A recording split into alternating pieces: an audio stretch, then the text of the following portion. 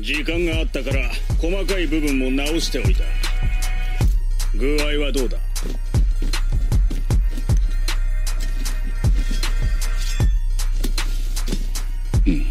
問題ない。で、こいつの修理だな。たく、ゴブリン相手にどうやればここまで壊せるんだか。スクロールの調達はどうなった？そう簡単に見つかるような代物じゃねえ。おとなしく待ってる。わかった。Hello, everybody. Welcome back to the podcast. Danny here today. We're talking about Goblin Slayer, Brand New Day. This is the final spin-off manga series based off the main series Goblin Slayer. Of course, it's adapted from the light novels. The wiki says this is based off the fourth volume of the light novels. And, of course, the story is written by Kagyu Kumo. And the art this time around is Ikeno Masahiro. And the only notable series, for me anyways, was Dive. I've never talked about this on the show before. I haven't read it either. But this is an Olympic swimming team manga back in 2007. I remember hearing the name before, so that's of note. So yeah, he's working on the art. We got 10 and a half chapters, right? There's like an extra chapter for, for chapter 6 and 9. So technically there's 11 chapters here, if we count the halves as halves, right? This was being adapted in Square Enix's monthly big Gang manga. And this was from May of 2018 and ended May of last year. So, yeah, pretty good run for it. I thought it was going to go on longer, but you know what? This is fine. So let's go ahead and get right into it. Brand New Day is the sort of manga you would see where it's literally just talking about all the stuff that happens in between adventures and stuff that's not really important to the plot. And an anime perspective, they could have totally used this for filler. I haven't seen the anime yet, so maybe some of the stuff is in there. And when you start each chapter, it shows caricatures of who's going to be the main focus of the chapters. And it's a lot of characters we've seen before. And I only think one side chapter, I think it's 6.5, where I didn't recognize who they were. And it was very short too, so it kind of just went along. So that was whatever. But other than that, yeah, everybody that is focused in the series has their own chapter, essentially. Almost everybody. Sword Maiden does not really... She makes an appearance, but that's kind of it. And I thought this was cool. It was wholesome stuff. The art definitely reflects on the downtime of the series. It tries to look similar to Goblin Slayer, but it has its own flair to it, which is good. And really, it's just like the moments of downtime is really reflected. But when we get to see some action with Goblin Slayer, as he appears more than a few times, it does get closer to what Kurose does in the main series. And so, other than that, let's go ahead with my main complaint first, is that since it's supposed to be like a Japanese RPG themed manga, right? My problem is none of the characters have names, right? This has been addressed before, but man, it gets really weird when, since it's downtime, they're actually talking about other characters in the series. And, you know, since they have no names, they're not going to say, oh yeah, the high elf or, you know, the guild person. I mean, sometimes they'll be like, oh, there's the waitress, you know, oh, here's some adventurers, right? But other than that, they're just using just pronouns. So that's just kind of weird, you know, in a narrative standpoint, I think. And, you know, it being visually helps because, you know, they're like, oh, what would this person say? You know, there's, you know, a little art of their face. And it's like, okay, you can understand that. And of course, the only exception of the name thing here is Goblin Slayer because that's his title. He's the main character and it's the name of the series. So, of course, he has to have a name, which is Goblin Slayer.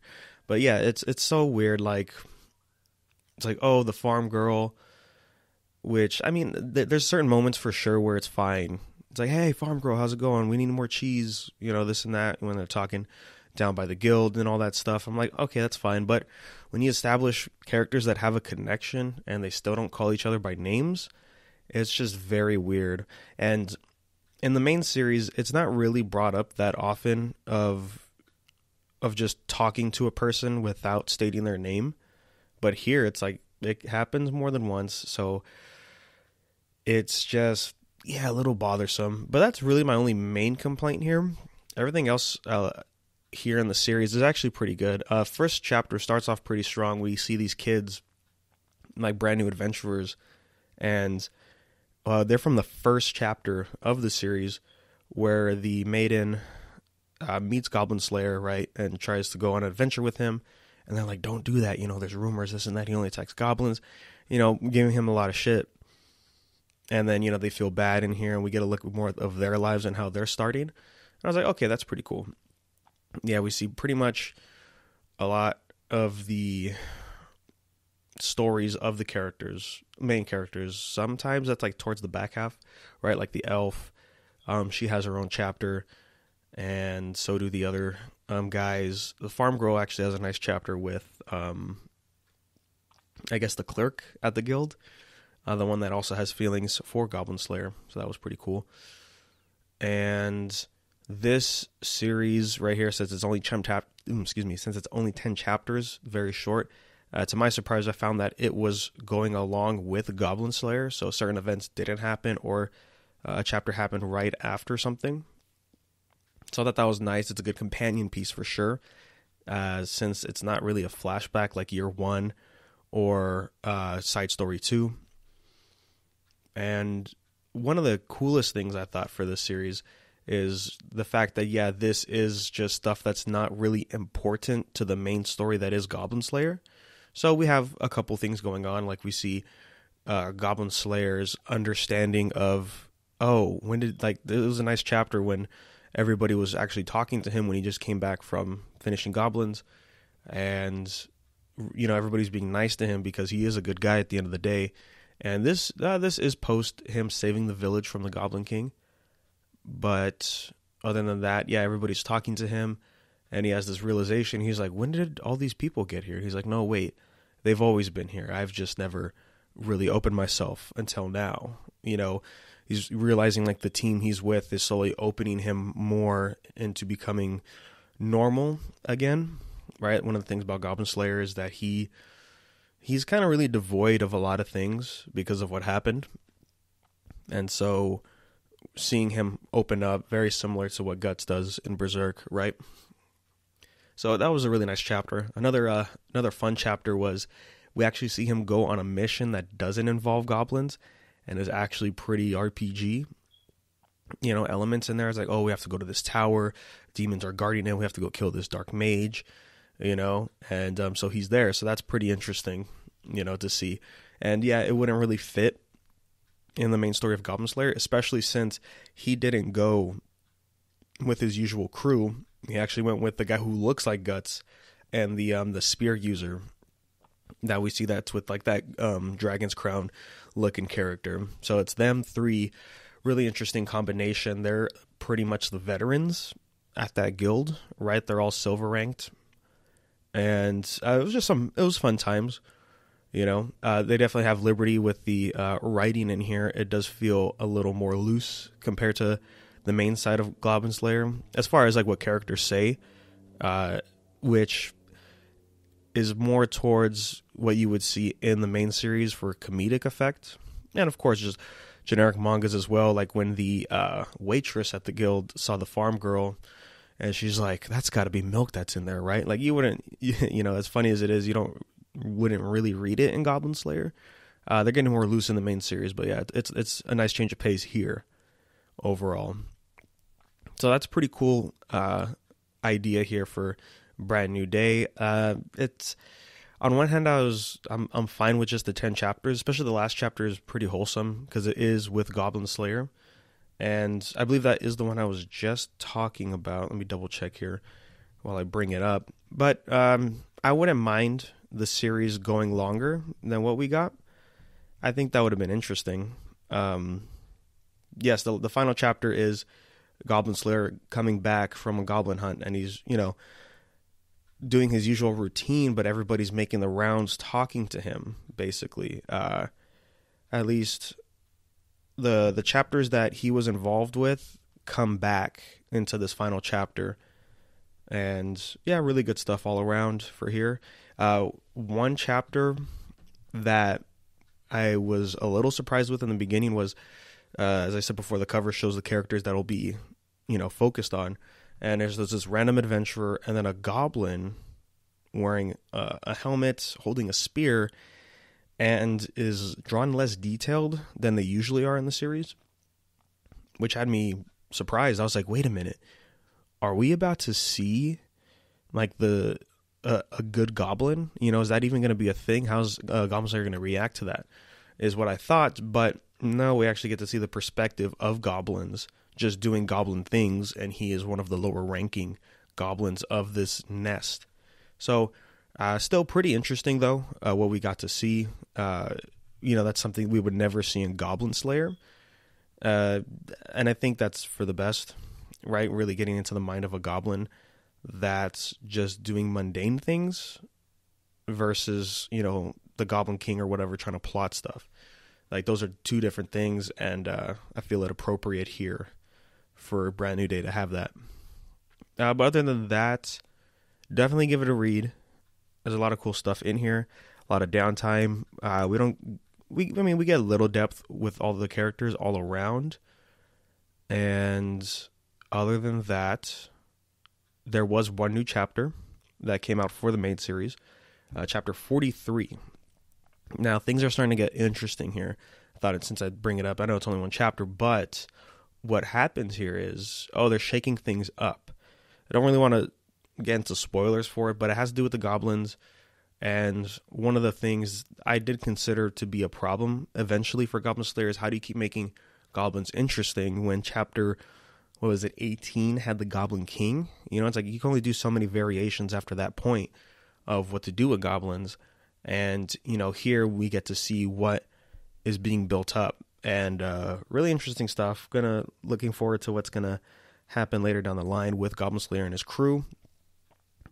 And that's pretty much all I have to say.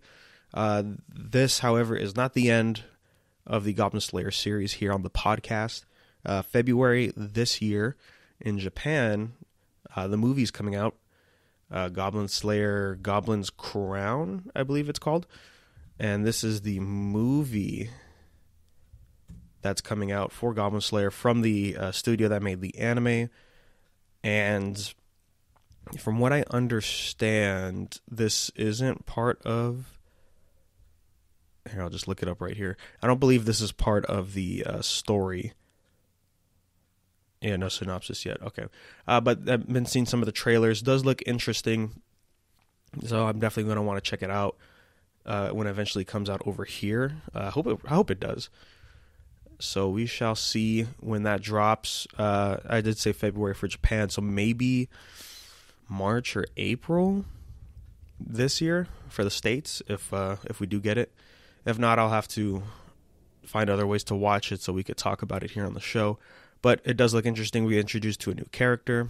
And, the last trailer that dropped in September really kind of shows my problem with this series, right? Because it's doing that thing like, okay, we have to show off the characters, give a little highlight for each character. And it just says Goblin Slayer, mage girl, high elf archer, dwarf, dragon race. And it's like, oh, come on. Like, can we give them names like cowgirl, not even farm girl.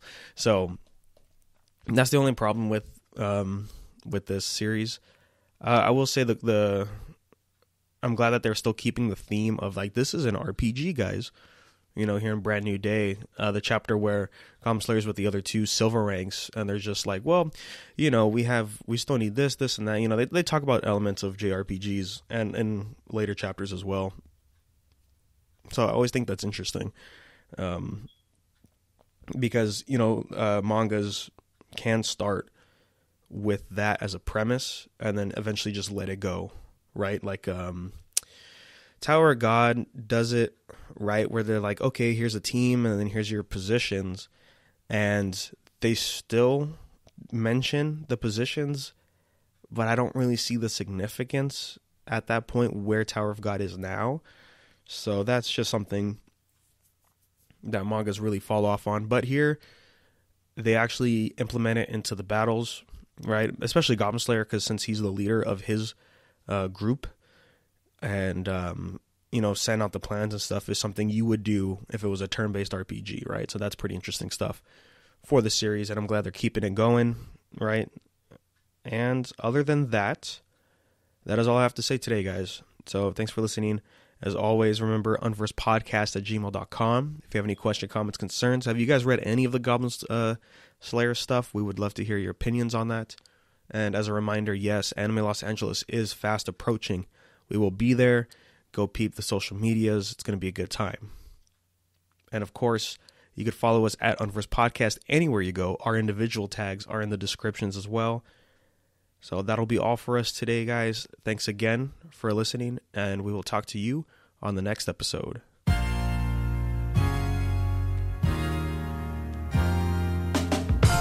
Who the fuck is you, buddy? I don't like you, ain't funny. I was in dungeons since I was 11. About rounding, I've been a tenant. But my attention been dropping low. It been dropping low. How low can you go? I am the son of a peasant who rose to fame. A legend who loads the game. Yeah.